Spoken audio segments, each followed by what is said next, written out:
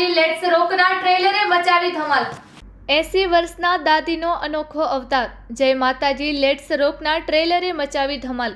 મલ્હાર ઠાકર અને ટીકુ તલસાણિયા સહિતની star cast સાથે હાસ્ય અને લાગણીઓથી ભરપૂર થાળી આવનારી ફિલ્મ જય માતાજી લેટ્સ રોકની રિલીઝ ડેટ જાહેર થઈ ત્યારથી જ લોકોમાં ફિલ્મ જોવા અંગેની ઉત્સુકતા વધી ગઈ છે।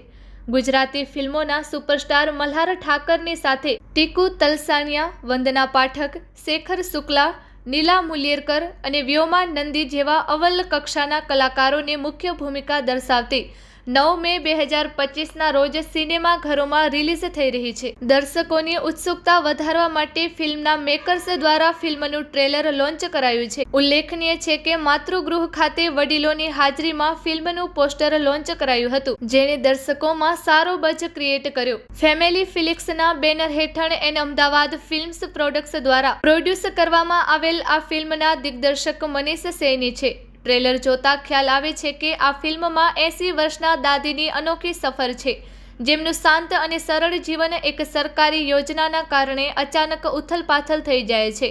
દાદી હવે જીવન પોતાના ધોરણે જીવવા નક્કી કરે છે અને એ સાથે શરૂ થાય છે મજા મસ્તી અને પારિવારિક ઉતાર ચઢાવથી ભરપૂર સફર। ફિલ્મ હાસ્યથી ભરપૂર હોવા છતાં સમાજમાં વૃદ્ધજનોના સ્થાન, નાણાકીય સંઘર્ષો અને પરિવારની મહત્વતા પર એક તીખો સામાજિક વ્યંગ પણ છે। Report by Ashwin Limbachiya, Ahmedabad. મારો રોલ નાના ભાઈનો રોલ છે। ટીકુભાઈ મારા મોટા ભાઈ છે અને બાકી જે બા છે એ તો તમે જોઈ જ રહ્યા છો। આમાં જય માતાજી લેટ્સ રોક બાની જ કમાલ છે બધી। હું નાના ભાઈનો રોલ કરું છું। થોડોક અલગ સેટ છે, થોડીક અલગ ફિલ્મ છે, થોડું અલગ પરફોર્મન્સ છે। ડેફિનેટ આવું ગુજરાતી ફિલ્મોમાં તમને કદાચ જોવા નહીં મળ્યું હોય, પણ આ ફિલ્મ થોડી હટકે છે અને ફૂલ એન્ટરટેનમેન્ટ છે। ભલે હટકે છે એટલે તમે એમ નહીં માનતા કે ઓફ બીટ અથવા તો કંઈક એક્સપેરિમેન્ટ ટાઈપની ફિલ્મ છે, ના, છે ટોટલી કમર્શિયલ ફિલ્મ અને લોકોને ખૂબ ગમશે એ મારી ગેરંટી છે। હું ફિલ્મમાં છું એટલે નથી બોલતો, એક કલાકાર તરીકે કહું છું। 1 મહિનાનું બાળક જે જન્મ્યો એથી 101 વર્ષનો જે બુદ્ધો થાય એ બધા માટે આમાં મટીરિયલ છે। મટીરિયલ એટલે હકીકત છે અને વાર્તા સાથે વણાયેલી વાતો છે, એટલે ડેફિનેટ અને નાના બાળકથી લઈને મોટા લોકો સુધી બધા જ આ ફિલ્મમાં રિલેટ કરી શકશે પોતાની જાતને। આપણા મા બાપની આપણે કેર કરવી જોઈએ અને જેટલા પ્રેમથી એ લોકોએ આપણને ઉછેર્યા છે એટલા જ પ્રેમથી એ લોકોને વિદાય પણ આપવી અને ઉછેરવા જોઈએ। ઇટ્સ અ ફેમિલી કોમેડી, તમને બહુ મજા આવશે, તમે હસો and you laugh like anything. Justify તો થઈ જશે ને, તમે ફિલ્મ જોશો એટલે તમને ખબર પડી જશે કે હુઝ રોકિંગ એન્ડ હુઝ જય માતાજી। કોન્સેપ્ટમાં કાંઈ ડિફરન્સ નથી। જે એવી ફિલ્મો ચાલે છે એ આપણી ગુજરાતીમાં પણ એવી જ ચાલે છે।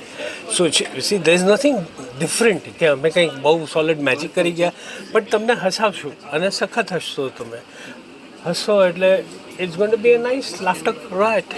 વર્ક કલ્ચરનું શું ડિફરન્સ હોય ભાઈ? એ જ ખાવાનું, એ જ પીવાનું ને એ જ આપણે સવારના જે રોક કર્યું તો એટલે અમે વી હેડ અ ગ્રેટ ટાઈમ। અમે બહુ એન્જોય કર્યું, સખત એન્જોય કર્યું અને મલ્હાર છે, વંદના છે, એવરીબડી વોઝ ધેર, તો એક ફેમિલી જેવું જ બની ગયું હતું અને બહુ મજા આવી। બહુ જોરદાર અનુભવ, બહુ ધમાકેદાર। અને જય માતાજી લેટ્સ રોક અમે શૂટિંગ કરતા હતા ત્યારે પણ એટલી મજા આવી હતી। હવે તો રિલીઝ થવાની છે 9મી મે, એટલે ખૂબ એક્સાઇટેડ છીએ અને ઓફકોર્સ મનીષ સર જોડે કામ કરવાની મજા જ આવે છે અને આગળ બી અમે પ્લાનિંગ કરી રહ્યા છીએ।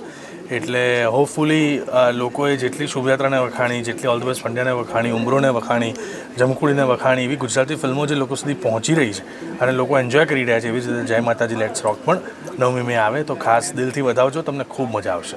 આ ફિલ્મમાં મેસેજ એ છે કે take care of your family, એ એક સૌથી મોટો મેસેજ છે અને જે મેસેજ ઓફકોર્સ આપણા સૌ ગુજરાતીમાં 100માંથી 100 ઘરવાળા લોકોને એવું હોય કે દરેકે દરેક ગુજરાતી જો આ ફિલ્મ જુએ તો એમને એવું થાય કે યાર આપણે આપણી ફેમિલીની ટેક કેર કરવી જોઈએ। ફેમિલીએ ધ્યાન રાખવું જોઈએ। એમાં ઘરડા ઘર તો એમાં શું છે, ઘરડા ઘરનો વિષય એટલો બધો એકદમ અઘરો છે કે તે લોકો સુધી આમ જવો ના જોઈએ એમ। એટલે હું તો એવું માનું છું કે ના જ થવું જોઈએ, ફેમિલી એકબીજાને ટેક કેર કરીને સંભાળવા જ જોઈએ। વૃદ્ધાશ્રમ એ આમ તો ખુલતા જ રહેવાના, કારણ કે એ તો કોઈને ખબર પડી ગઈ હશે કે ભાઈ આ તો લોકો આવવાના જ છે, પણ જો એ લોકો ના જાય, લોકો ના પહોંચે ત્યાં સુધી, એ સૌથી મોટી જવાબદારી આપણા સૌની છે। એટલે હું તો બહુ યંગ છું એટલે હું તો એટલું જ કહીશ કે I will take care of my family, એટલે આપ સૌએ લેવી જોઈએ। અને વૃદ્ધાશ્રમ જે શબ્દ છે એ તમારા ઘરમાં એક પણ વાર બોલાવો ના જોઈએ, એક્સેપ્ટ તમને કોઈ સેવા કરવાનું મન થાય તો યુ કેન ગો, બાકી બીજા કોઈ કારણસર નહીં. ઓફકોર્સ બદલાવ તો આવી જ રહ્યો છે, ડે બાય ડે લોકો સુધી પહોંચી રહી છે, કલેક્શન્સ વધી રહ્યા છે, લોકો સુધી ફિલ્મો પહોંચી રહી છે અને હિન્દી, તમિલ, તેલુગુ બધી જ ફિલ્મો કરતાં અત્યારે ગુજરાતી ફિલ્મો અથવા રિજનલ મૂવીઝનો બહુ અલગ જમાનો છે. લોકો ફિલ્મને સ્વીકારે છે, તો હું તો એટલું જ કહીશ કે બસ અમારી ઈચ્છા છે કે ખૂબ લોકો સુધી ફિલ્મો પહોંચે અને લોકો વારંવાર ફિલ્મો જોવા જાય.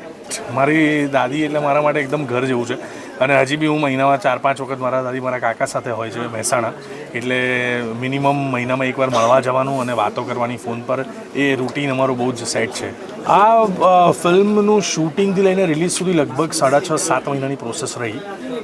બધા જ સિનિયર કલાકારો છે મારા કરતાં ખૂબ આગળ વર્ષોથી કામ કરતા લોકો, એટલે એમની જોડે એક સ્ક્રીન શેર કરવાનો મોકો મળે. જેમ કે શેખર શુક્લા હોય, વંદના પાઠક હોય, ટીકુ તલસાનિયા હોય, શિલ્પા ઠાકર હોય, એ બધા જ કલાકાર, ઉત્કર્ષ મજમુદાર હોય, દીવન દાદી, એટલા બધા સિનિયર અને મોસ્ટ એક્સપિરિયન્સ લોકો જોડે આ ફિલ્મ અમે શૂટ કરી.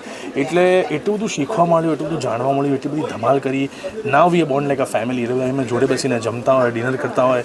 સો ઇટ્સ અ ગ્રેટ ફન. અને ફિલ્મનો મેસેજ એ જ મેં કહ્યું એ જ કે પોતાની ફેમિલીનું તમે કઈ રીતે ટેક કેર કરી શકો, કેવી રીતે ધ્યાન રાખી શકો, અને કેટલું હિલેરિયસ એ રાઈડ છે. એના લોકોને આમ વિષય વસ્તુ એવી લાગે કે અચ્છા ફેમિલીના એમ કે ધ્યાન રાખવા માટે આટલું બધું કયા પિક્ચર બનાવવાની જરૂર છે, પણ એન્ટરટેનમેન્ટ સાથે આ વસ્તુને રજૂ કરવામાં આવે એ છે આ જય માતાજી લેટ્સ રોક. મને ડખો નામનું સોંગ ખૂબ ગમે છે અને બહુ અલગ, અને ઘણા નવા લોકો છે જે આ ફિલ્મના સંગીત સાથે જોડાયા છે.